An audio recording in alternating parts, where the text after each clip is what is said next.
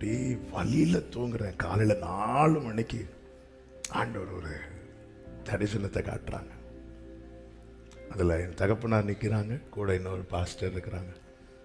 அப்படி கையை உயர்த்தி, இஸ்ரவேலின் ஜனமே என்றும் இடறிட வேண்டாம், ஏகோவா உன் தெய்வமானா,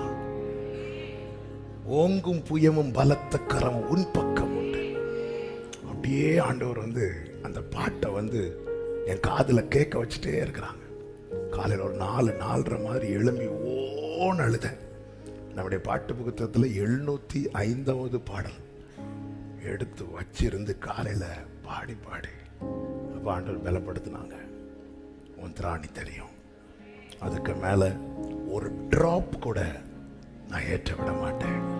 கிருபையினால இன்னைக்கு வரைக்கும் நிற்க வச்சிருக்கிறார்.